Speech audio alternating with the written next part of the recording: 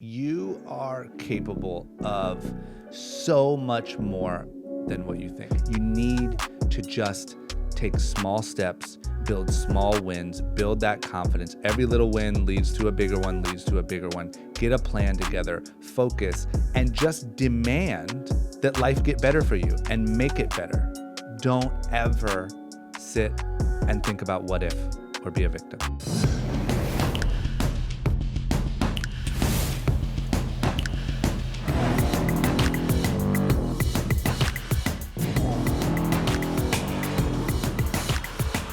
All right, everyone, welcome to another, what's going to be an amazing episode of The Wolf's Den. The Wolf is in the house, so, all right, I'd like to say I have the coolest guy ever by this name, but he's not the coolest guy. The coolest guy would have to be Johnny Drama from Entourage. But cool, since he's man. a fictional character, this is the coolest real character. It's Drama, my man. I'll take Drama. it. I'll take it. Yep. You are the coolest, but Johnny Drama. I know, man. And when I was first doing like TV stuff, Entourage was so successful. So everywhere I went, people were like, Johnny Drama. And I'm like, it's not me, man. And there's also a DJ Drama who's really cool. So, I'll be honest, my wife came running over. She said, "It was Johnny Drama." Yeah. I let everyone down. I could see the faces when I walked in. But listen, you are a force of nature in your own right. No, and thank you. there's a few things that I love about your story, okay? So I want to kind of go through and hopefully we can, there's like a message I think that you really can help get across to a lot of people. Yeah. You know, you skewed young, your crowd, which I think is great. And I think there's so many kids out there that I think they feel like they're cubbyhole from either where they're from, where they're from, how they did in school, their beliefs, how they were brought up. And I think you break the mold for everybody because you're this wildly successful guy from a small town. And you weren't like, that wasn't like your belief system growing up, right? I assume, right? Correct. So why don't you tell me about where you grew up and how everything started? Yeah, so I grew up in a small town outside of Akron, Ohio. Nothing going on. Like I said, it's not a bad place. It's great for a lot of people. It wasn't good for me. Not a lot to do. I remember one of my most clear memories is out the window of my high school was a cow pasture, and we just sit and watch cows all day, right? And that's the type of stuff that was going on. Like cow tipping? Are you one of those people? Yeah, everyone loves cow tipping. I never did it, so all the animal activists, I am free and clear. But cow tipping was a big thing. I got into skateboarding at a really early age, and that just became like my obsession, right? I never played school sports. I never went to school activities. I just skateboarded all day, every day. So, I always say like my upbringing was good. It was great. My parents are all about love and family and that. And they put that way before, ambition or they just don't. So that's not what I was taught. What do your parents do? My dad owns a photography studio. They still together? Yep. Great. Mine too. They're 88 and 87. They're so lucky. I know. So my dad owns a photography studio. My mom is a teacher at the school. So they just don't, it's just not where they personally put their values, but they have a great, happy life. So I didn't really learn any of that growing up, right? How many kids, how small was this town? It's like a really small town? It was pretty small. Like another good memory is one night, one of the cows escaped. And my parents and everyone were on the phones. Like, we heard it's on Main Street. We heard, and it was like, oh my gosh, where's the cow? And somebody finally found the cow. Like, that was a big night in my childhood. Ridiculous. Wow. So yes, pretty small. You get carpet the whole town, basically, wall to wall if you want, right? Yeah. Small town, right? Yes. Got it, okay. So I just didn't have any of those initial, that mindset coming up, right? I knew that I wanted more than that town. I knew that I wanted to move out, to expand or whatever, but there was a lot of things that I just didn't have that it took to become successful. So getting to the point, my dream from age 12 on was to move to LA because LA is the skateboard capital of the world. Right. Skateboarding's cool out here. They're considered losers back in Ohio, or they were.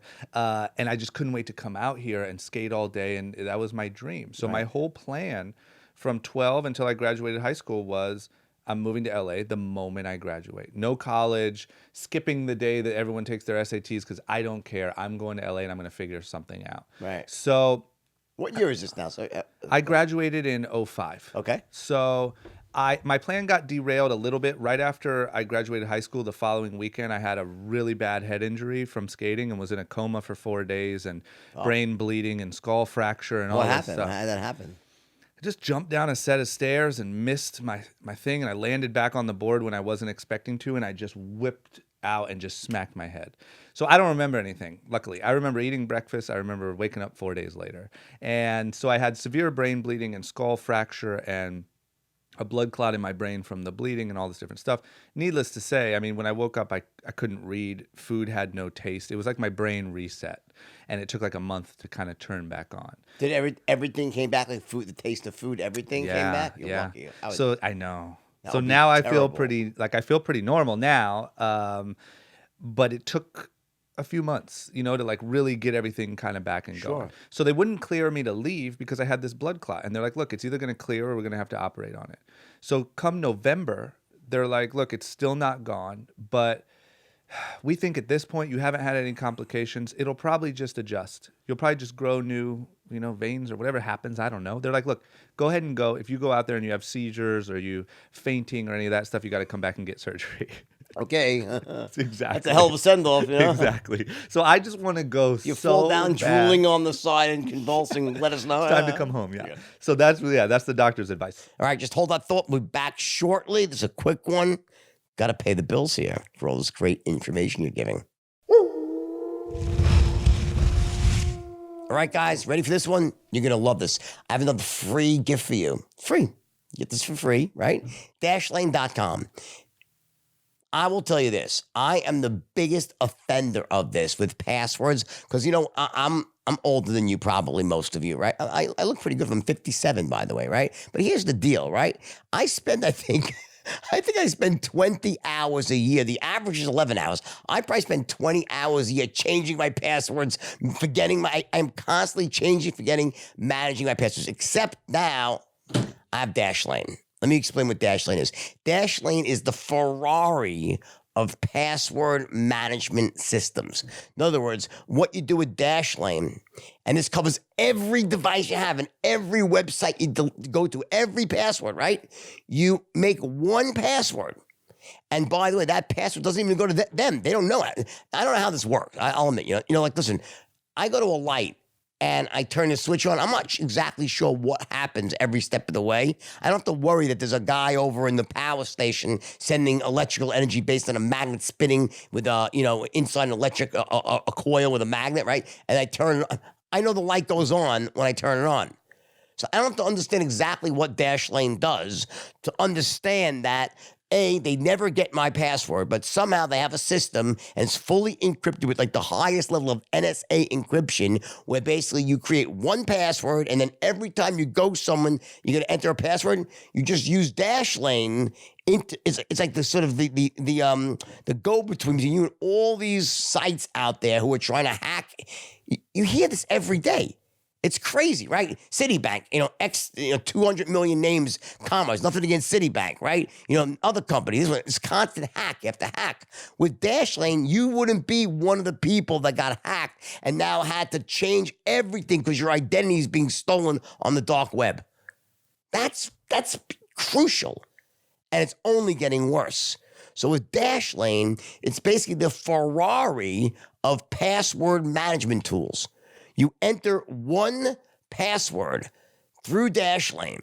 They don't even know what it is. It gets encrypted before it goes to Dashlane, not on their service. And then automatically, somehow, it syncs to all your other devices. And anytime you go on there, you don't have to actually enter passwords that are fresh. You use the Dashlane password and you're covered. That's powerful stuff, guys. And I said it's free. They're not going to charge you for it. So you get to sign up, check it out, use it for 1 month.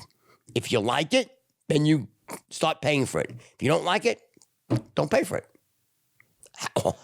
I like that deal, right? I just like that deal because I always say if someone's that confident that, you know what, it works that well, I'll give that a whirl. So let me give you the particulars here, okay? So number one, there's 11 million people already on this product here, okay? And I think, again, I was right. I think it is 11 hours. The average person is 11 hours changing passwords, okay? So here's the deal. The offer is it's free, 30-day trial, okay, of Dashlane. And this is the premium you're getting because it's on this podcast, okay? So go redeem this at dashlane.com/wolf. Again, If you have more than one password, which we all do, right? Okay, Dashlane is a no-brainer, all right? So go to dashlane.com right now, start your free trial, okay? You get to fix your password problem once and for all. Check this one out. It's a winner. All right, guys, ready for this one? Again, one of my all-time favorites. This is a company that I just massively respect, and I just would say it's probably the top 3 or 4 companies in the entire world with this product. Oracle NetSuite, Oracle, multi-billion-dollar conglomerate, Larry Ellison. They make nothing but the best products. The biggest companies in the world use this, and this is designed also, this specific product, for small, medium-sized companies and big ones too, but small entrepreneurs, mediums. Wow. NetSuite.com. What this is all the different financial suite of products, of software you would need, all wrapped up into one perfect, cohesive, cost-effective package. See, here's the problem. You have to know your numbers in business. You just do. If you don't, you basically screw. You think you're making money, you're not. They always say what's not tracked and measured is not improved. It's just simply a true statement. So you have to be tracking, measuring, monitoring everything. This tracks your finances, your receivables, your payables, your accounting, your HR. The problem is without a product like NetSuite, and trust me, I know from my own business, you have 8 different systems that aren't talking to each other. It's really difficult to get them to all work the right way, the way they would design. Like, for instance, Apple, not sponsoring Apple here, but I'll give them credit. What makes Apple, I use their products. Why? Because they make everything to integrate into one another. It's not like I'm using this for that. It's like they make the casing, they make the components. Now, I know they don't make the chips, they outsource them, but the point is the software is designed to match with the hardware. You get it? It's an Apple product. Same thing with Oracle NetSuite. Everything is made by Oracle, designed by them to make one perfect business package. This does everything for you. It won't pay the bills, but it allows you to leverage time, money, and perfectly manage your business, by the way, from a computer or from a mobile phone. If you're a business owner, seriously, or a CFO, or a bookkeeper, and you don't recommend this to the company you're working for, you're not the CEO, just get this, say, we need this, you're making a huge mistake. On Wall Street, you know what we call this? We call this a no-brainer. That's the bottom line. So let me just tell you exactly what the deal is here. Okay, number 1, and this is coming from Larry Ellison's company, who knows how to make money. When you sign up now, they're offering you a special guide you get for free, 7 key strategies to grow your profits. Coming from a guy worth, I think, is the 3rd richest guy in the world. I want to read that book, right? Okay. It's netsuite.com/wolf. netsuite.com/wolf. You get to download your free guide, 7 key strategies to grow your growth profits. Again, netsuite.com/wolf. This one is a winner. Listen, if you own your own business, you got to give this a shot. I'm telling you, it makes a big difference when all of your systems are talking to each other in the same language exactly as they were designed to do. netsuite.com/wolf. Get your free guide.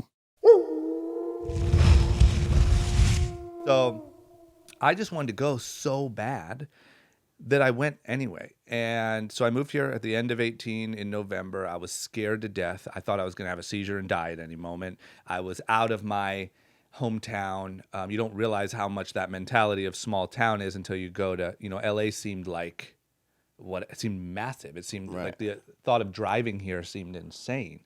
And I was scared out of my mind, if I'm being honest, but I slowly kind of figured it out and put the pieces together. So that's the first. Did you ever have any complications, or it all worked out with your brain? No, knock on wood, I didn't. But what's funny is I found this doctor who does brain scans, that measures, not CAT scan, I've had a lot of those, but like blood flow and activity. Sure, yeah, PET scan.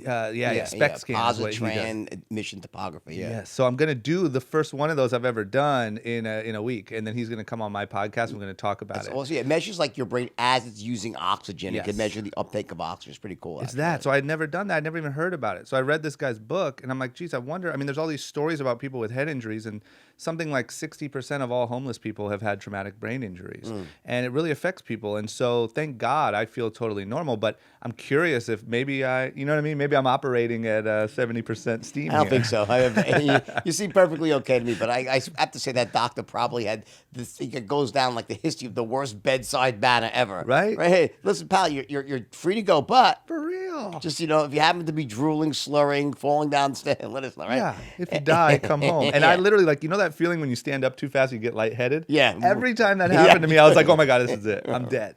All right, so that was so now you're here, right? Okay, you're 18 years old, right? You're trying to make your way. So what? Tell me what happens, because things happen pretty big for you relatively quickly. But big and quick. But let's tell me how this happened, because what I want to do is I want you to tell the story. Then what I really would like to do is then go back, slow it down, and try to get a strategy out of it that other people can kind of Perfect. use in their own life. Yep. And not maybe necessarily do this exactly like you, but like there's always clues to when someone succeeds, and I want to try to extract those. But let's first tell the story to get some context. Yeah, big time. So I'll give you the kind of overview, and then we can dig in.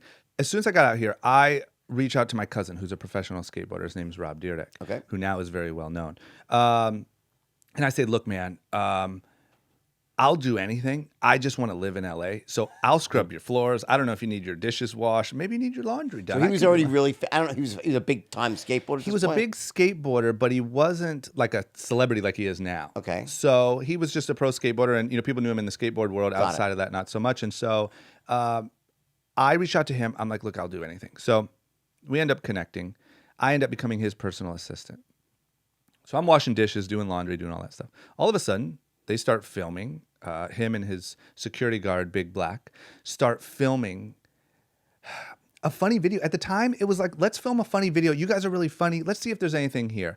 That ends up becoming a pilot for Rob and Big, or for MTV, I'm sorry. That ends up getting picked up by MTV. It's a show called Rob and Big. That got picked up about a year and a half after I moved here. This thing explodes. It becomes so well known. Even the people that I took photos with downstairs here, they know me probably from that. Right. So it was that ingrained in people's, it was when MTV was everything. Right. And so this thing becomes a phenomenon. I'm kind of slightly in it. Like, I'm in the background. I'm the silly guy from Ohio. That's 2000, what now? 8? Gosh, that had to be, maybe 2007 7 or 8. Okay. So I'm the silly cousin that's just kind of getting messed with. And I'm like, man, I don't know what's going on here, but I know I want to be involved. Like, I want to be with these guys. And so this thing takes off. We do 3 seasons of it, and it changes everything. I mean, when you get that sort of marketing power behind you, and that was early days in like MySpace. And so our MySpace pages are popping, and there's all these different things going on. We end up doing 3 seasons. It gets a little too taxing. And we thought we were done forever. We thought reality TV was done forever. We're going to go back. Both of our dreams were to be business people or entrepreneurs, not to be celebrities. So about a year later, MTV calls back and says, hey, we'd love to have you guys back on the network. My cousin is literally like a hero to the young male MTV audience. Let's figure something out. So he figures out another show. It's called Fantasy Factory. This time, his old co-star, Big Black, has moved to Texas to take care of his daughter. He's kind of out of the picture in this part. So it's me and him.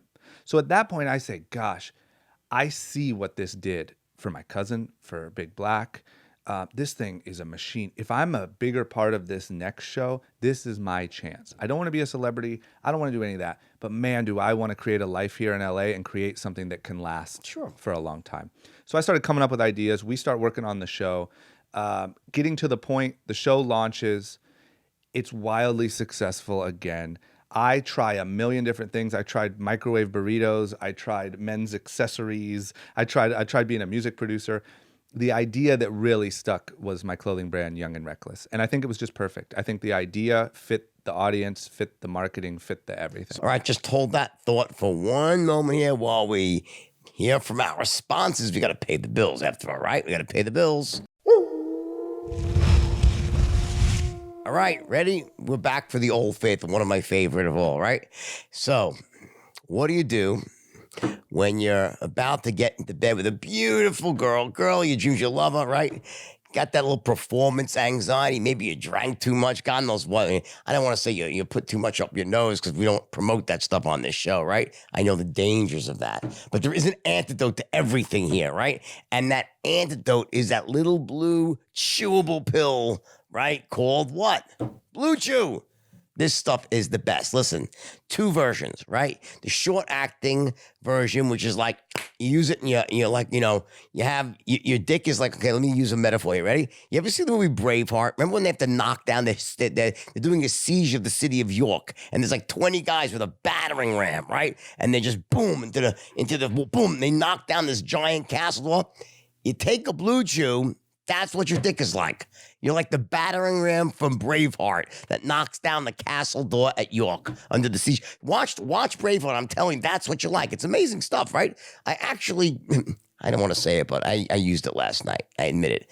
It was just one of those special nights. I wanted to be a man, Not that defines what a man is, but it kind of does. Anyway, listen, guys, in all seriousness, I have made some mistakes in my life with this sort of stuff, right? I've used some of the older versions, all right? The original, the stuff that came out many years ago. It was a miracle, no doubt about it, but that was generation 1, right? Problem with that stuff is it took a long time to hit you, and you had to take it on an empty stomach, not Blue Chew. This stuff, you take it and wham. It's like, it's like the Thunderbolt. It's like, you ever see the movie Shazam? It's like, Shazam, bam. You like the battering ram from Braveheart. And here's the thing. Ready for this? It's also like you could be thinking about your SATs while you're fucking. How about that? I'm thinking about SAT scores. It's amazing. It's like mindless. It's like you're a robot. It's really cool. Then there's the long acting version too.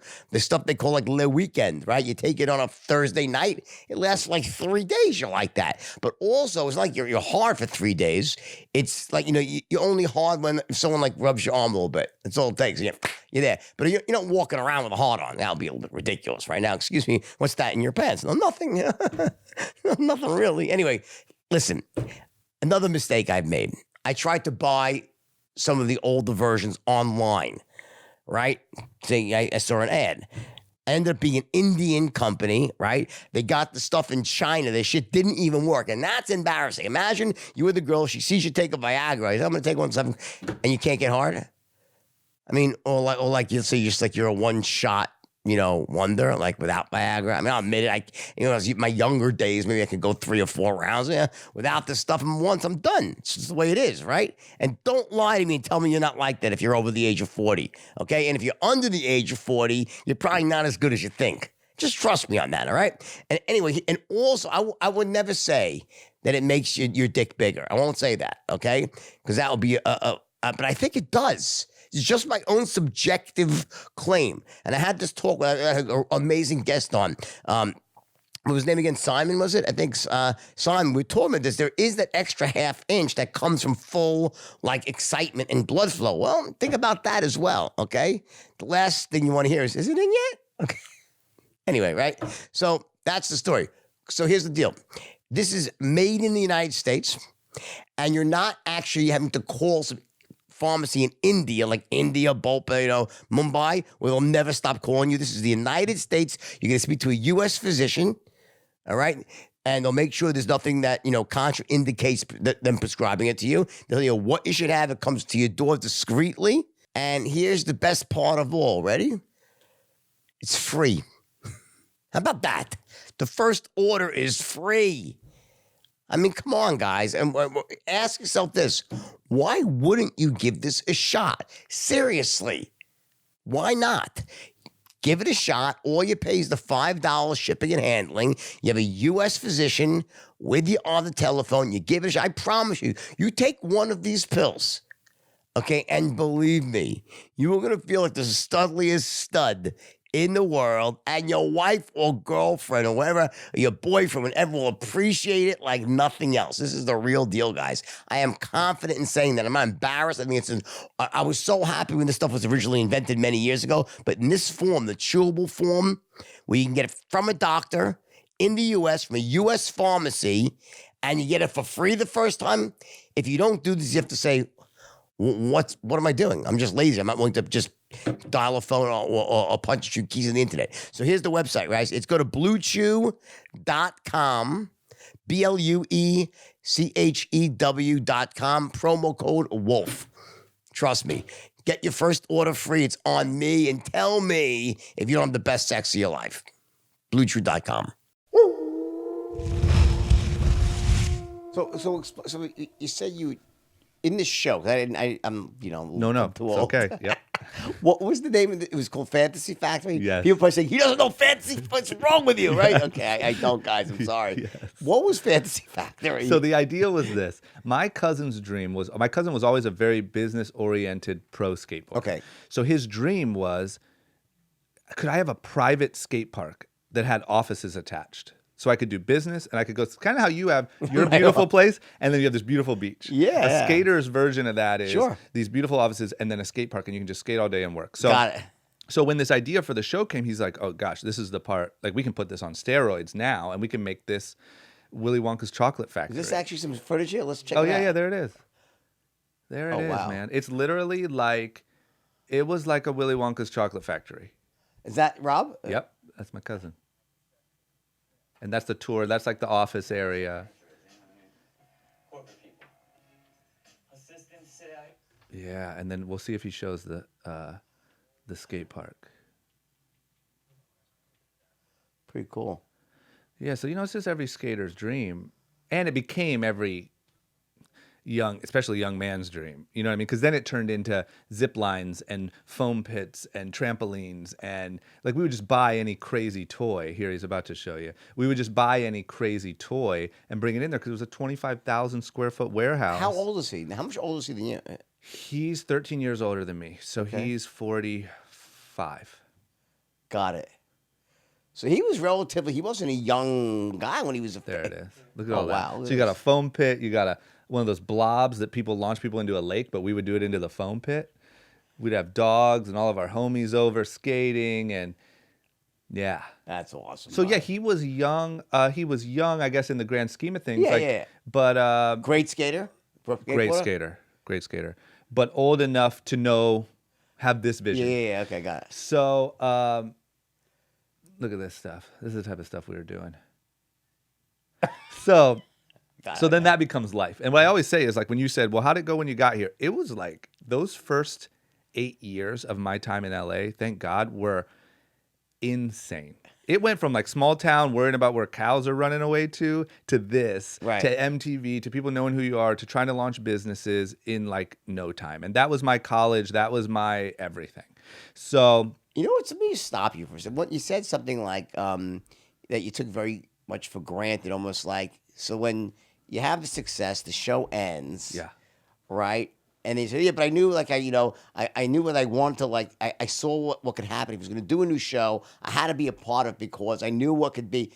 Most people, like, you took it very for granted that you had that idea, and that's the idea that changed everything for you, Yep. basically. It took you from relative obscurity compared to where you are right now. You have this Yep. idea, you saw an opportunity, right? Yep. And you weren't limited by the fact of where you came from, what your life used to be like, right? You had this great vision of what you thought your life could be like, Yep. and you went for it. You did something. You actually got active, right? So that's like to me, is like a real big. There's two turning points. Number one, right, is that you had the balls to say, "I'm out of here. I'm going to LA." Yeah.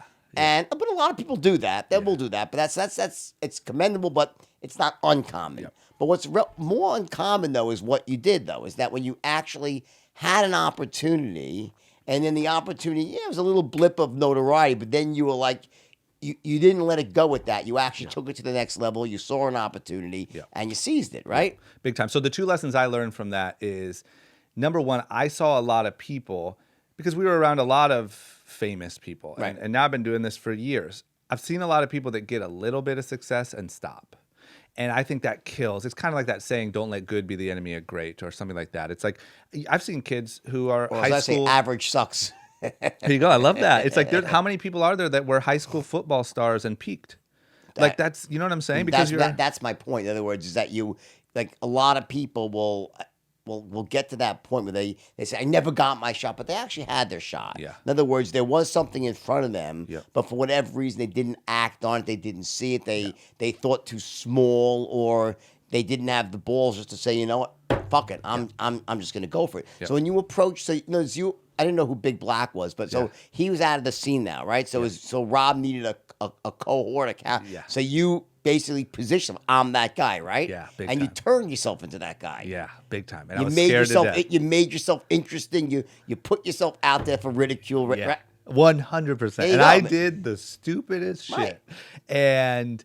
But I knew and that's what I was going to say is everyone in their life you can feel when that energy's going. It's somewhere around you. Like maybe your friend has something going on and you want to be a part of it. Or maybe, there's this way on Wall Street. Maybe it's just something's pulling you there. But I think a lot of people out of fear don't just go jump in and be stupid and get kicked around and figure it out, but get involved in what was going on. And that's what I always say is when I was young, there was never, even to this day, there's no part of me that wants to be famous or a celebrity or do more TV shows. But if that's a means to selling more product and having a more successful business, I'm all in. And I think at that age, I could just tell like this is something really, really special. And I'll do anything to be involved because I just got here. So I'll do literally anything. And then the only other thing I was going to add is I think a lot of people have great ideas. And, I had the idea for the clothing line and I'm sitting there in my bedroom writing the words out but you gotta act. You gotta go do it. You have to go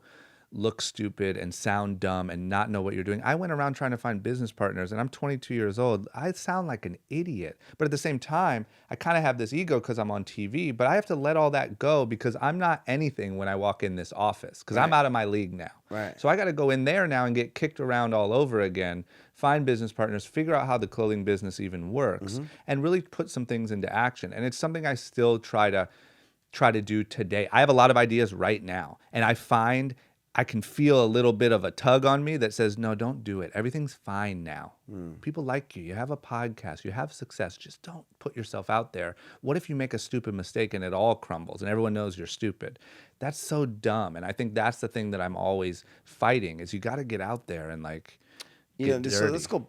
I want to talk about that. The one thing I want to go back to though is you made a statement. It's more true than you think. You said about sometimes there's a certain energy. There's something going on with a friend. But here's what it really is. The old saying, right, is that you want to make, and you probably respect this coming from a small town. You make hay when the sun shines. Yes. Well, what really happens, and I've seen this in business forever. I mean, since I'm really young, is that sometimes the shit is right, and most of the time it's just not. Yep. And when the shit ain't right, you can work really, really hard and you can make a little bit of money. Yep. But when the shit is right, a little bit of effort and you have massive success. When you really see people get rich, it happens hard and fast and money is almost easy. I wouldn't say even, say it comes in really quickly. And when you are really soaring, it's almost when you're in flow, it's almost like it seems like, wow, every move I make is the right move. I'm on almost have the wind at my back. And yet, for most of our lives, it's not quite like that. So you're almost you're almost have to take those windows of opportunity really seriously and jump through them. Is that kind of 1,000,000%. And leave. I always tell my friends, it's like if you have that friend that's just in a crappy relationship and they always come to you and they're like, man, I hate my girlfriend. She does this, she does it. Leave. Yeah. Every moment that you spend in the wrong thing, you're not opening yourself up to the new thing. And so even though someone might be listening to this and be like, well, no, I'm literally auditing my whole life and nothing is exciting. Okay, great. But there's something you're doing that's holding you down and weighing you back. Let go of that and go out and find the excitement because you can feel it. And I think one thing that drives people nuts is when they're bitter and they feel like life passed them by and they knew in their gut that there were they had chances. Right. And Most there people were do. things and they sat them out. And so you blame everyone else and you say, oh, easy for you to say. And I get it. It would be a terrible feeling, but that's still what I try to practice today. I'm far from anyone who has it figured out, but I now recognize when I have those feelings creeping up and I know to tell them to shut up because I know that's the thing that will keep me out of the game. Let me ask you a question. So you talk about fear, right? Managing fear, right? And it's very common in the world of self-development and people who, supposedly experts and gurus. I think a lot of them are full of shit, but some are real, right? I'm real. no, I've done it, right? Okay, and I've been both up and down, so I know the difference. And I think the general consensus out there is that what stops people from taking action, because what you're saying is so true, and there's this moments in your life, right, where it's like the fork in the road. Do you go for it or do you not? Yeah. Do you take the risk? Do you not? And what people say is, well, people don't tend to take that risk because they have a fear of failure. Yeah. They don't want to fail. And I think that's true, but I think there's another side to the equation in the sense that it's not so much that people are scared to fail. It's that they truly don't believe they're going to succeed. Yeah. In other words, they can't imagine themselves like they say, well, I don't really know how to do business. I don't know how to sell clothes or market myself. I wouldn't know what to say. So when they play the movie out, they're like, I don't think, because I got to do a lot of work. Yeah. And I got to take a lot of risk. Yeah. So if I'm going to do all that work and take the risk, well, I can't even see myself succeeding. So it's like this. It's a lack of self-belief in succeeding more than it is the fear of failing. I mean, no one wants to fail, but what do you think about that? I think you couldn't be more right. And I think you can kind of say like, okay, it's the fear of failing and looking stupid. It's the fear sorry, it's not even the fear. It's the I don't believe I could even win even if I did do everything. Right. That's exactly. That's what exactly. Yeah, right. and I think even with some people, there's something subtly in you that says, what if this does work? Can I really even live up to that? What if I do ship these shirts and they work?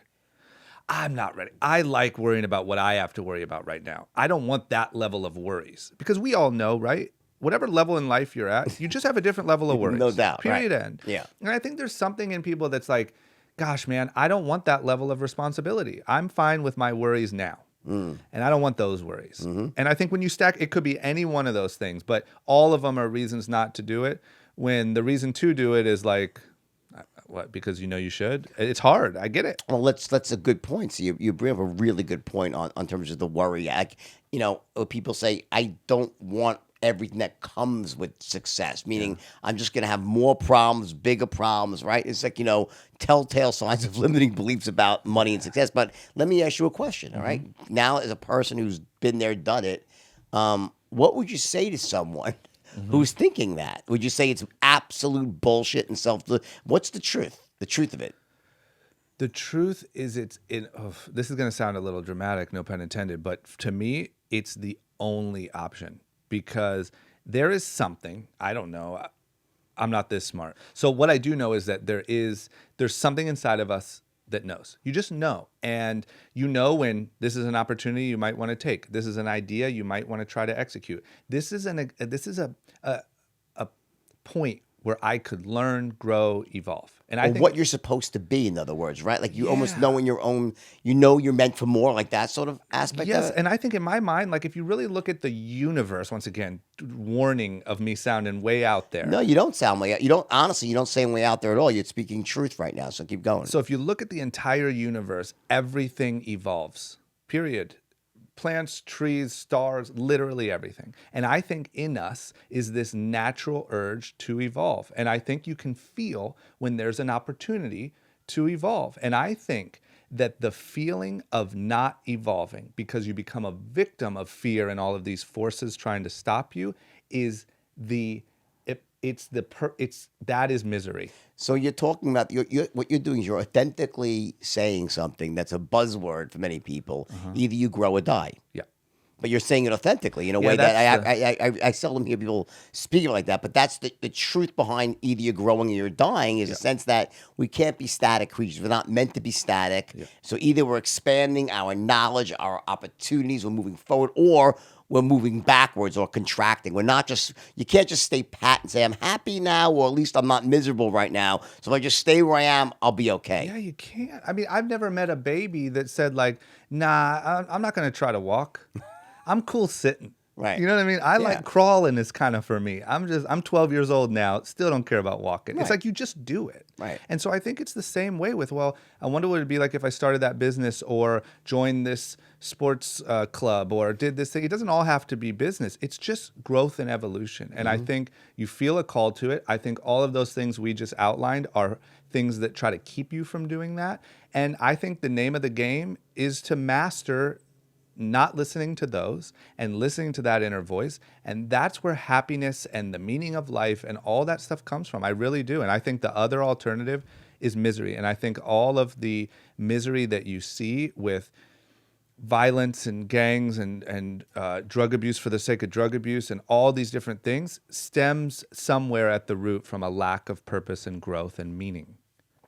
Not having something that you're going after, a vision that you're moving towards, right? Instead of trying to almost like it's some level, it's like living life playing defense versus offense. Yep. and no one ever wins playing defense. Yeah, and it's almost like not even defense. It's like I'm just gonna stay under the bleachers and like not even go out there.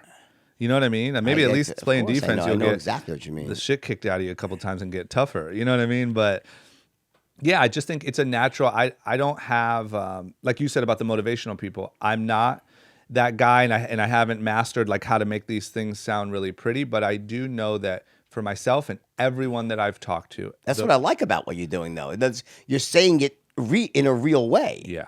Yeah, because I'm not that guy. I mean, I'd like to one day, but I've never done speaking. I've never wrote a book. I've never done any of that stuff. That's why I really look up to you. But so I don't have it all polished, but I do know that is me and everyone that I talk to. That's at the core. When you track anyone all the way back down, it's because, people become insecure and scared to move. And then when you're scared to move, the insecurity piles up and piles up and piles up. And now you're less likely to move because you're more insecure.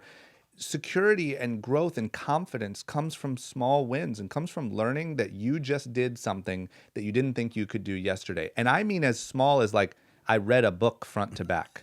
It doesn't have to be like I started a Fortune 500 business. Right, That's where all these people on Instagram, I think, have it wrong because you're looking at all these successful people and thinking if you're not doing that, you're a loser. But you miss the reward that comes with every small victory. I mean, when I first got a trademark for the name Young and Reckless, that feeling was greater than probably a feeling I've had all this year.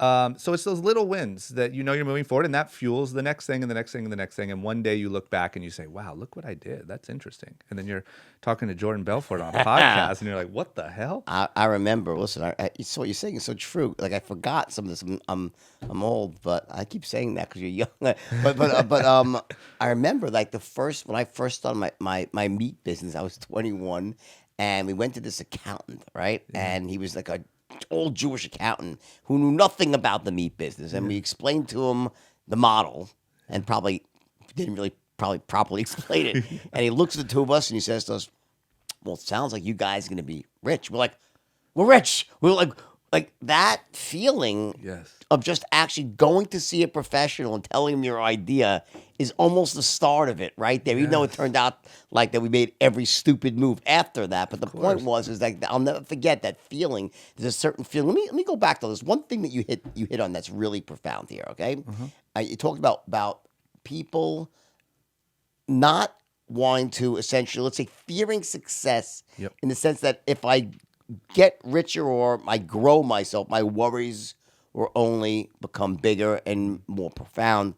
And I'll tell you what I say to that. And Leo says it in the movie because I wrote it in my book and I said it back in my early 20s. I said, I've been a rich man, I've been a poor man, and I choose rich every fucking time because here's the deal. I still have problems while I'm a rich man, but I get to show up looking good. I got a nice watch on. I got a nice suit on. I'm in the back of a limo. Money's an amazing problem solver. So while it's true, yes, you're going to always have problems. The richer you get, the problems get bigger. And you also, if you're a good person, you're taking care of more people, right? But it's a heck of there's a disempowerment that comes with playing life small and playing defense. And then that's what you were talking about, this almost crippled feeling that you have where it's like you get scareder and more it just like feeds on itself. Yes, and you know what people don't talk about enough? So you are 100% right, and I remember that line very vividly.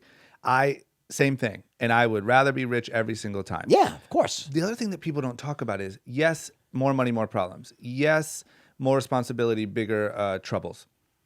But there is something to going to bed at night feeling like your problems are your problems and your wins are your wins, and you're not at the whim of somebody else's mood or what they want to do, that is worth more than any of it. Not being a creature of circumstance, being a creator of circumstance, right? Even if you say like, hey man, I want to buy this new yacht. And sure, with that yacht, you're going to need staff, you're going to have taxes, you're going to have all that stuff.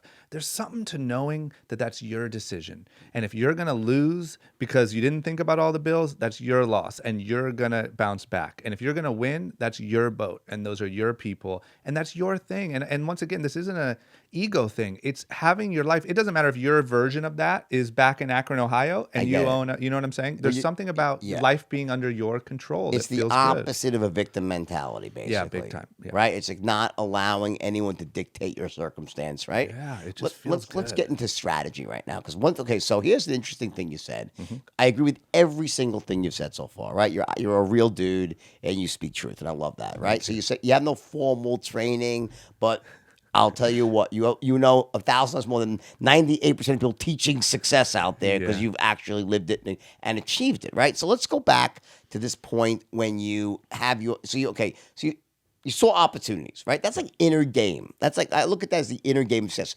Opportunities are around us, right? You saw one, you had the balls and the fortitude to stick with it, right? Yep. But then you take a shot, right? And you said you tried this, that, but then something happened, and you started this clothing line, the Young and the Reckless, Young and right? Which Reckless, is a yeah. great name, by the way. Thank you. Fucking awesome, right? Brilliant, right? So right from there, there's something you must have said. You had to think it was a great name. Yeah, I did. Not It's a everyone great else fucking did, but name. I did. Yes. No, you had to know, like, wow, like, no, seriously, it's No, a great, I was so pumped. I'm saying the people around me. Some of the people around me were like, I don't know, man. it's a great name. Yeah, I was pumped. Yeah. All right, and of course, in hindsight, I can always say now because it's successful. It was of course, it's not. Of course. Right? No, but so tell me now, okay? So you go into this business, and it's gonna be scary as hell. You don't know anything about business, right? Yep. So tell me the journey. What was like sort of the like, how did you start it? Like, Yep. did you have mentors? What did you do? Yep. Okay. So the start is really entertaining. I went around. So I'll be honest. The first thing I did was my cousin had a bunch of clothing sponsors. He was more business savvy, way more than me, all this stuff. So the first thing I did was came up with a logo and a name, went to my cousin, said, hey, man, will you help me do this? And he's like, look, I don't have the time. I don't have, like, if you want to make a clothing line, go make a clothing line. So I was devastated. And I always say that was one of the best things that ever happened to me, because it forced me to go do this. And had I just done that, it would have been out of business in 3 years, because it would have been some handoff licensing deal thing. So I go around, I meet with people to potentially be business partners. So all that I'm looking for is someone who knows how to actually manufacture the clothes, get it out there. I'll do all the marketing, design. I'll tie it into this TV show we're on. But I need it quick. I don't have time to learn all of that for 2 years. I have like 6 months. So find these perfect partners. And the thing that made them so perfect was they just were willing to take the risk and do something that was a little off the wall. Because it was kind of like, hey, man, I'm on this thing. I have a vision. Right. They seemed right. And they had a lot of experience. So partnering up with those guys, I printed up a box of samples. What was the product like? What was it like? So t-shirts. So the first product was literally just the logo in a bunch of different colors on all these different shirts, printed on American Apparel blanks. Okay. And I printed them up, and I wore them everywhere I went, and I put all over my office, and I did everything I could, and I wore it on this show that we were on, and did everything I could. I was in probably a couple $100, right? That's it. I had a really good relationship with the editors of the show. So I went, as soon as it was done being edited, about 3 months before it aired, I went and got a DVD copy of the episode where it was first tied in. And me and my business partner drove it down to PacSun, the big mall retailer, and we said, look at this. Watch this episode. This is about to be the biggest thing in the world. Everyone's going to love it. Everyone's behind it. If you guys take it for all doors, which was 600 doors at the time, and have it in the store by the time this episode airs, we'll give it to you exclusively for 6 months. I'll say your name in the TV show. I'll come to every store for autograph signings. And they bid on it. It sounds like you studied the straight line system. Exactly, right? Right? I wish I had it at the time. If I would have got double the order. But it always comes down to sales at the end of the day, right? Yes. You went down, you Absolutely. fucking sold this shit. Yes. And All so right? I spent and you did a good job too. It's a $200. good pitch, by the way. Thank you. Keep going. So here's the thing. They didn't stand to lose anything. So if they try it and it flops, sure, they Right. made a little order, Sure. but I said their name on a TV show. Sure. I signed all their stuff, whatever. So they have nothing to lose. We have nothing but upside. Everyone says, well, where'd you get money? Who was your investors? Well, I spent no money. I spent $200 on samples. The first order was already made when I printed the shirts to ship it. So we were instantly ready to go. Right. So just to kind of run through the rest, it had a bit of a rough start. First couple years was really tough because a TV show and me, that's not enough to launch a nationwide clothing line, right? Okay. So then so I'm devastated. I'm like, okay, this isn't going to work. My dream's How dead. much revenue did you do the first year? Gosh, the first year, I don't know, sub 1 million. Okay, but yeah, over $500,000? yeah, roughly around $500,000. Okay. I think. So and that was just with PacSun. So then, but it's going to the back of the stores. It's on the floor. It's getting dusty. No one's finding it. So I go and we just get everyone that we can to wear it and chase people down and take cell phone pictures and oh, here's an up and coming celebrity, here's an influencer, here's a rapper, look at all these people. This is the biggest clothing line in the world. This isn't some MTV thing. This is huge.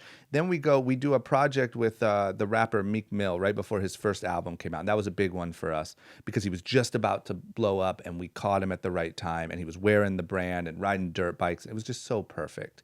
Then we did a thing with Machine Gun Kelly, and he was wearing it on tour and crowd surfing and Young and Reckless. And now this feels like something. So at that point, after a couple years of that, we crept back up from the back of those stores in the dust, slowly. So it was a slow start. You're starting to get brand awareness, right? Yes, but then at that point, 3 years in, it took off. What was there? Was there like a moment? Was there like something happened that like all of a sudden? Was there like a quarter where there was just all of a sudden you're like, whoa, or no, it just was, or just consistent growth? Was there a tipping point to it? I wouldn't say one pure one, but the way that it feels in clothing is like, oh, we're starting to rumble.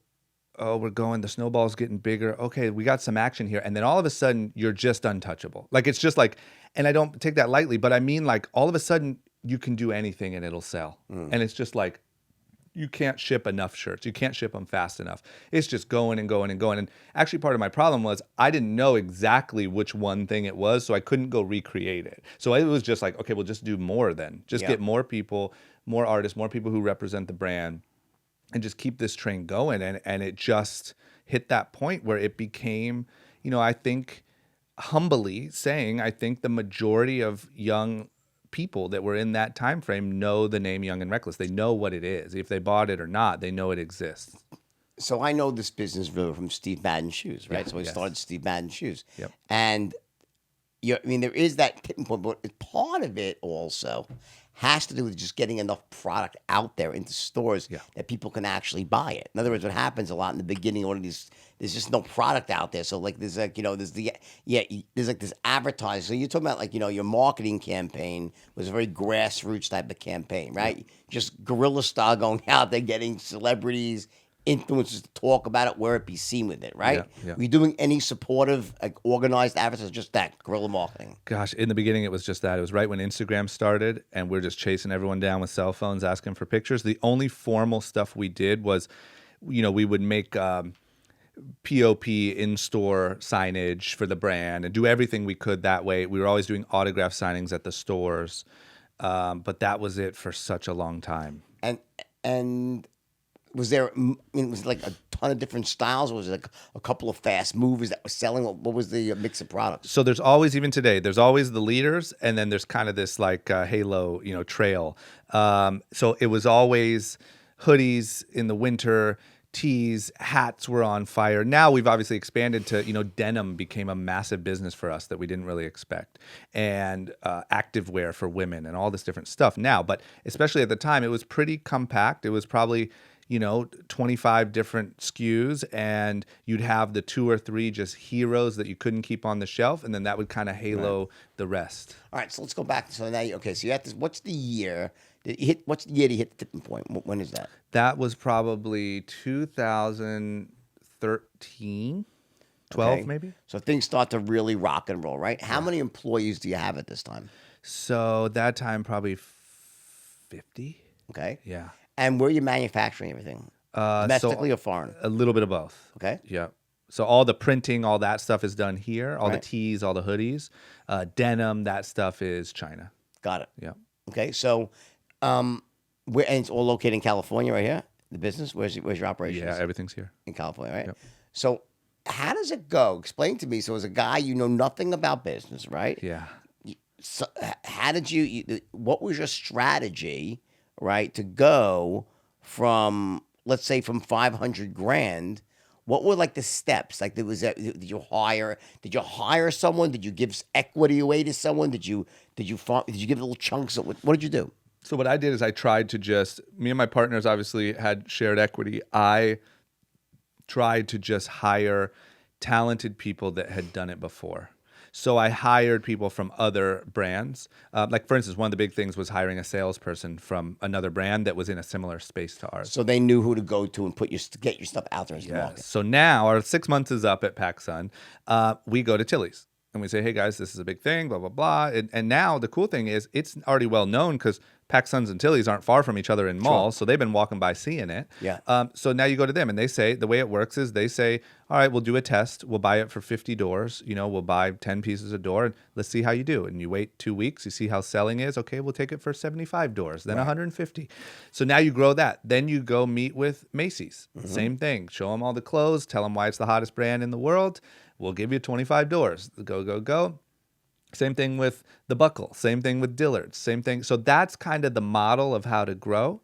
The greatest thing that I had was talented people around me that had the relationships at the stores, had success with other brands. One big thing, I'm sure you know this very, very well, is like if you're new in a market, as soon as you can, try to get someone who has a good reputation from another competitor or from whatever.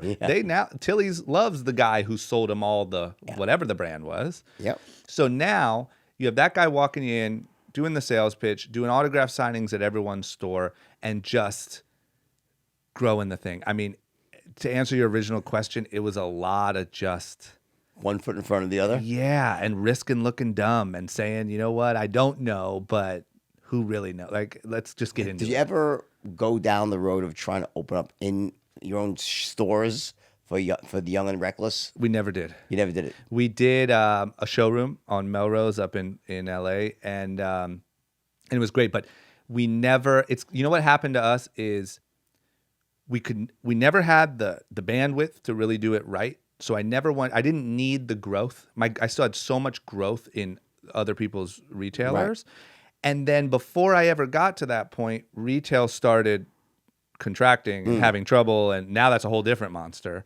And so I never got to that point because then at that point we switched all of our efforts to e-commerce. Right. So now that our e-commerce is going really well and continually growing, I think there will be a day before too long that we end up opening a store because it's nice to have a physical place. And well, what we did so I'll tell you how the Steve Madden got started. So it wasn't like the movie was fictitious. Yeah. So Steve was a startup when he came to me, right? And what made Steve Madden was this incredible formula of there was 2 stores. There was a store in that we had in Miami that was in a really hot area. Like it was so we sold to, right? Yeah. And another one in Melrose, Yeah. right?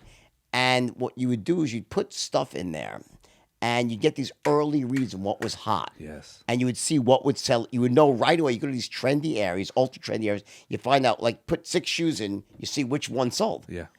And you get the intelligence from that. And then what we would do was we'd have the shoes manufactured in Mexico as opposed to China.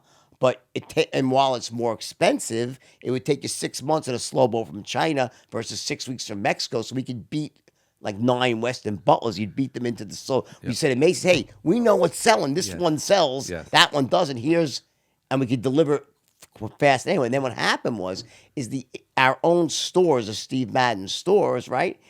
You put them in the malls along with all the people who were carrying, and they loved it. It actually built the brand. They didn't mind you having your own retail stores. That was the Steve Madden formula. Yeah, it's so huge. And that's exactly what I do today still with but now my it's online though. website. Yeah. Yeah, right. Because the amazing thing is you order small quantities of a lot of stuff.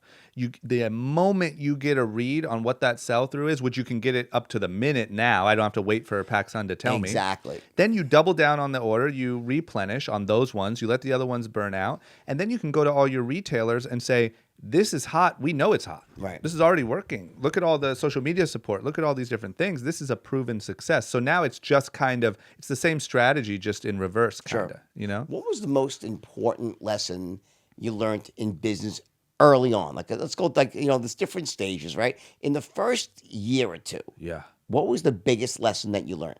The biggest lesson was you cannot, I hate to be repetitive, but you cannot have pride. Like, you can't be too cool to go learn. Like, if you get a meeting with Macy's, take that meeting. If you don't know how to sell, try your best. You know what I mean? Because you cannot afford to sit one out, to look cool, feel cool, stay out of, you know what I'm saying? Like, go for it. You know what you need to realize, everyone, is that what he's saying is the other side of this is the people that you're talking to, they don't know a fucking thing. They don't know how you're supposed to sound. Like, they don't know what's right or wrong. Like, you say, oh, I screwed it up. they said they thought you did a great job because they didn't know what you were going to say. So even when you screw up, yeah. they didn't know what you were supposed to say. That's such a good lesson because you can confidence your way through exactly. anything. If you sound like you know what you're talking, like, all right, well, he seems to sound like he knows what he's talking. They didn't know you have totally fucked up your own pitch, right? Yes, I've left so many situations They where don't like I know. blew that, and they're like, "You were great." Right. You know? And but that's actually a strategy. It's called acting as if, to go out there and just act with confidence, talk with confidence. Yeah. But the difference is, though, you can't do that very long. You have to then fill the knowledge gap. You back in to the knowledge gap, right? Yep. Right. And that comes like I think that as long as you have a good head on your shoulders, like I always say this: the most thrilling part of riding a bike is when you first take the training wheels off, you've crashed a few times, and now you finally get going. It's amazing. And you are wobbling all over the road, but man, you're going. It is exhilarating. And that is the feeling that you want to try to live in everything in your life. You want to be just in there. You know what I mean? You don't want to get comfy. You don't want to just be riding that good old bike down the road, and you don't want to be falling everywhere. You want to be just figuring it out and learning and growing. So it's the moment after you figure it out, like, and you get that feeling like, oh my God, the physics actually works out. If I pedal fast enough and just faster I pedal, the easier it becomes to ride, right? And you're It's like, I'm untouchable. And then you would get that feel, right? You realize, oh my God, I had it wrong, because it would seem to be the opposite. Life is very good. It's a great metaphor, by the way. Yeah, that's what I try to, once again, it's not me telling everyone, hey, this is what I do every day. It's effortless. That's what I try to remind myself where the most fun is. Sure. And so when I'm walking into a meeting at Macy's and I don't know what the hell I'm doing, but I'm confident as all hell, that's the wobble. Because when you walk out and you're like, I got it. That is how you do it. You get a little bit more skill, a little bit more skill, a little bit more skill. That's the early lesson. Let's go to phase 2 now, right? So now you have success behind you, right? Yep. Now you're in that moment where you say, damn, I got something great here. You know it's going to go. Yep. Now it's about, how do I really turn this into something awesome? What's the next big lesson you learn? So the way it went for me was, so now you're going. This thing's building. You're on top of the world. What year did Wolf of Wall Street come out? Do you remember? 2014. Great. So, early, like 13, 14, like the end of Christmas. So this is the funny thing about this. I remember when that movie came out, I was like, yep, that's me. Like, that's me on that screen. Like, I'm just on top of the world. There was even a moment, I'll send you the picture, where to promote the movie, if I posted it on social media, they hired a marching band to come through my office. And I did it. And it's me standing on top of the desk in a marching band in my office to promote Wolf of Wall Street. And I thought, like, well, I'm the next Jordan Belfort. So I'm out of here. But so it's just going well. Then all of a sudden, problems with retail started to creep up on us. And I think to the outside viewer, it looks pretty long. And like, we've been talking about this for 5 years. For me, it felt very, very quick. Give me an example of the problems. Like most problems is like all of a sudden, like we're just like, it felt all of a sudden, product isn't selling. And it's not because you're not doing the right work or because people aren't recognizing your brand anymore. Our overall business is down. So the good news is you're only down 20%, but we're down 40. So it's like, great. So now all of a sudden they're not making that reorder. Now you have all this product on order that you're waiting on from China that there's nowhere to put. Right. Now people want to return orders because they got to get their balance sheet looking right. Now you're taking product back. You have product on order that no one wants. And you're scared to go close it out at Marshall's because you'll destroy your brand if you put it in the wrong place, right? And now it happens so quick. Yeah. And so like I said, for me, it felt very, very fast. And that destroys a brand. But that we just said is really the destroyer of a brand. So if you start closing out your shit in all the stores, the next thing you know, Macy's ain't buying what's going to be in TJ Maxx or something like that. You're really careful with that. And so a lot of people just can't handle. Even if you're making a lot of money, there's still quite a bit of float. Like there's still a lot of money kind of floating around and on with your creditors, and there's a lot up in the air. So a few returned orders and some slow selling can collapse you real quick. Right. And it's not that you couldn't have recovered, it's that you can't cover your bills this year. Yeah. And so it just got the story just changed. It was like, oh, I'm Jordan Belfort, and now I'm like, this is crazy. No, now you're Jordan Belfort at the end, putting like the Dutchman putting a finger in all the holes, trying to start, right? Right. So what'd you do? So number one, I did feel really, really bad. Like I felt terrible. I think there was a combination that happened of like, we had stopped filming our TV show about a year or so earlier. And even though I didn't want to be on TV anymore and everything was going so great, I took for granted the family aspect that we had there. We were such good friends with all the camera operators Sure, and the sure. crew. And so just going somewhere where you show up to 20 people that can't wait. I mean, when I was 19 years old, it was assistants on the show that were scheduling my doctor's appointments if I got sick. Like I was kind of like, you turn into a bit of a baby on that aspect and you don't notice it. So I know. right? So that started to fade away. All of a sudden, business is having a tough time. I was in a bad relationship at the time. And so it all felt just like it caved in. So the first response was, I just felt like crap. I mean, I would go to the office every day. I was smoking cigarettes. I was chain smoking cigarettes. I would go home and just start chugging wine and just be walking around my house. I mean, I really got hit hard in the sense of like losing that. Were you married at all? Did you get No. married? Yeah. Okay. Thankfully, no wife, no kids. But meaning like I don't have anyone else to be responsible for. I can Right. tank my own life. So Right. so I'm just I don't know. I started to truly lose that like purpose and all that stuff that I'm telling everyone about, and that's why I speak so passionately about it because I know how important it is. And it felt terrible. And so anyway, getting to the point, I went through that phase, and then I just made some really aggressive decisions. I mean, we had to let a lot of people go.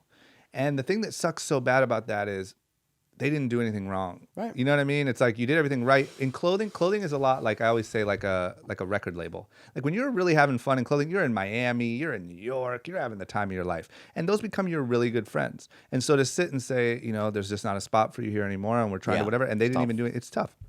So a lot of tough times. It was a tough, 6 months or a year. But we made aggressive shifts and we hired. It's like you have gangrene. You got to cut the limb off, or else it kills you. So you had to cut people out. You didn't want to, but it saves the whole organism, right? And that was a big lesson in like business, right? Like you want to call yourself a businessman, you want to call yourself an entrepreneur, handle that. That's the real stuff. It's easy to be an entrepreneur when everything's going well and you have your friends working for you, right? So when you have to look that in the face, that either strengthens you or puts you to bed. But and then I got really aggressive with hiring. I hired e-commerce people. I hired Facebook growth people. I hired social media marketing people. And I said, look, plain and simple, this isn't growing. Retail might kind of stabilize, but it's not going to grow. E-commerce is the path. Social media, all this stuff. Stop. And here we go. So this is your next big lesson is the pivot. Yeah. You pivoted. Yeah. So you saw things not working. So step one, you contracted to bring down your overhead. Yeah. Try to get the bleed under control. Yeah. Right. And then you said, okay, how do I reposition? What's the tweak? What's the new move? Right. Yeah. Was that an active thing you thought about? You like really, you thought till you couldn't think anymore. And then you said, this is it. Social media. Yeah. And the way that it felt to me was like, once again, you know what's right. Like I'm no genius, but I can look and say, okay, retail isn't going to grow. E-commerce is. And you can avoid it and you can say, I really don't want to fire those people. I really don't want to hire those people. I really don't want to get out of my comfort zone. One thing that I'll just be honest that I had, which is a terrible thing to even think, is I've done this for 6 years. I've had all of this success. This isn't fair. And when you get into this isn't fair, oh man, it goes nowhere but more unfairness. And so I did feel bad for myself, whatever. But then it's like, once again, you know the move, just do it. Just start. I don't know anything about e-commerce. I don't know anything about social media growth. Hire the one person who does, figure it out, research it, then you'll hire another, then you'll hire another. Tell me what you did. So let's hear the steps. So e-commerce, how'd you get into it? So so we had a website that was selling product. It was just substantially smaller than it is now, and it didn't really make a blip on our thing. So the first thing we did was just hired someone from, once again, a similar clothing company that knew a little bit more about that. They were doing better than us. We did it. We learned it. We figured it out. We started to. We hired, a copywriter to make sure that all the product description is right. Because now when people are searching for product, they have to make sure that your Google AdWords, you know what I'm saying? And that's all stuff I didn't know. Social media, we had always had it. We used it to say, go get this at the mall. Now it's, well, how do we drive that to our site? What makes a good Facebook ad? Let's hire an ad agency. Let's figure out what makes a good ad, a bad ad. I had learned a lot from my time on TV. Can I do funny skits? Can I do silly videos? Will that sell product? Now I do all these videos like once every quarter of me walking through the warehouse and punching through walls and riding motorcycles and all this stuff because it works really well to sell product. And that's part of kind of my background of creating content. Right. So just trial and error and figuring it out, and what makes people click a link and what makes people go to your site, and how do you replenish product when it's moving fast, and how do you get rid of it when it's moving slow. And it's just, I'm still actively, once again, I never want to come off like I'm an e-commerce expert that has it figured out. I made a big hire a couple months ago that I'm really excited about, that I think is going to bring a lot of growth to our e-commerce. But as you grow, you get access to new talent. More talented people will work with you because you've kind of proven, and then you get more and more and more, and it's all part of the, How closely do you track the information that you're getting from online there? You're very active at like looking at results and then really looking at statistics and using that to make decisions on for online ads and people, I personally test a lot of stuff, but like do you do that? Do you like test different copy, different headlines, different calls to action, different every day. I mean, I know every number down to the number, and then every day, my new thing is every day I see who the highest customer was that bought the most stuff. I call them and I say, hey, it's Drama from Young and Reckless. Just want to say thanks. You were our biggest customer today. What'd you like about it? Where do you find out about new stuff? Is it Instagram? Is it our website? So cool. Can't wait to, talk to you more in the future.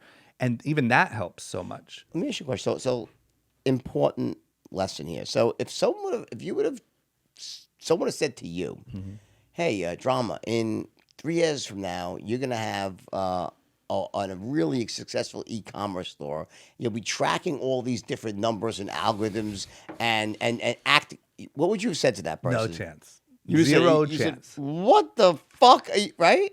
I would say I'm not even capable. It's not even in me. Am I going to have glasses and a button up and a pocket protector too? Like what else? So here's my point. This is the point that I think you crystallize in your life story. Crystallizes. You're good at this. No, but it does. You really does. That's why you're making it easy for me, right? Is that I always say it's like that when you're creating a vision for your future, the biggest mistake people make is they don't give themselves the benefit of all the skills they would have down the road to achieve the vision. So they make it smaller and not as grand because they say, I don't know all the right people. I don't know the skills myself. I don't possess the right connections. Rather than saying, you know what, let me just suspend my own disbelief for a second and say, I'm going to create this amazing thing and I'll figure everything will appear as it needs to appear and I'll learn it along the way. And I think that you exemplify that at the highest level. Like you have no formal business training. You have no formal training in the inner game of success, yet you're sitting here and you're speaking more truth to me than the last 5 people, except for I would say Ed Millette, who's amazing. Yeah, he's most incredible. people who come here, they're so full of shit.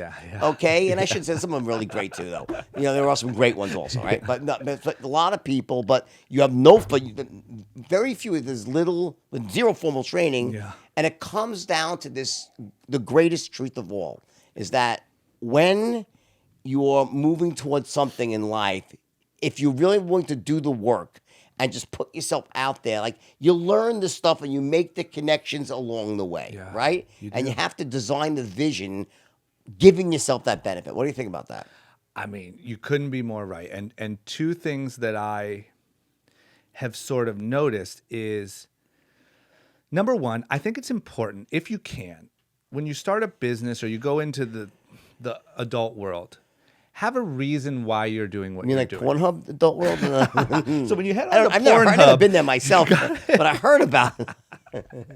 when you're heading on Pornhub, know your subject matter. Right. Okay. So similar lesson. What I'm saying is, because if you don't know what you're searching, you're You're going to end up fucked. in some weird shit. Yeah. So what I'm saying is, know why you're starting what you're starting. Meaning, my goal at the end of the day isn't to just sell clothes for as much as I can. My goal is genuinely, that's why I named the brand Young and Reckless. I genuinely want to connect with young people and show them all of this stuff that I've learned and make them feel when they put on my shirt like they can leave Ohio. They can leave their shitty circumstance. They can leave whatever. I want them to get a piece of that. And that's all the people that we do marketing with and projects with and I do podcasts with. I did a podcast with you because you are that. So that kept me going through a lot of bad times, because if it was just, I just want to sell shirts, I think I probably would have been depressed and probably started something different. The other thing is, I think if I were to tell a young person, like, if I showed up every morning and asked you if you know all the information I know about e-com, and you didn't, and me and my big friend just beat the shit out of you. How long do you think it would take you to memorize all those numbers? Yeah. Not that long, right? Because you know the consequence. The problem is when we view our future, we don't believe, like you said in the beginning, we don't even believe it's for us. So you're learning and you're acting and you're getting out of your comfort zone with blind faith that one day you'll know e-commerce. And I get it. It's hard because if you had the immediate consequence, you'd do it. But it works. But if you can do it, so what you're telling me is if I showed up every day and beat you up with a bunch of people, you could do it. So you can do it. So you know what I'm saying? You just got to have a little bit more faith of what you're capable of. Because one day you'll wake up, once again, you'll be talking on a podcast and someone will say, do you know e-commerce? You could ask me any question right now. I feel confident that I know it because I've studied it for so long. And I never would have thought that would be, you know what I'm saying? Why don't you do this? I want you to, for this, just talk directly to the camera now and just tell them, every young person in that circumstance, small towns all over, what would you say to them about their own lives right now? I would say that you are capable of so much more than what you think. And I understand, trust me, I understand how tough life can be and how backed in a corner you can feel and how worthless you can feel and how unfair the world can feel. But it is in there. The same way we've been talking about this whole podcast, you are capable of so much more than you know. You need to just take small steps, build small wins, build that confidence. Every little win leads to a bigger one, leads to a bigger one. Get a plan together, focus, and just demand that life get better for you and make it better. Don't ever sit and think about what if or be a victim.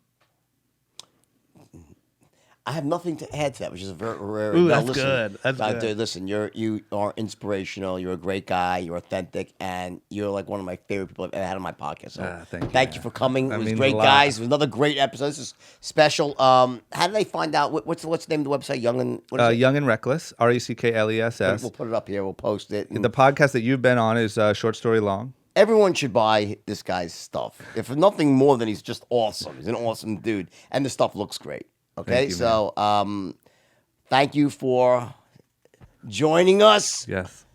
The man himself, the myth, Drama. We did it. Take care.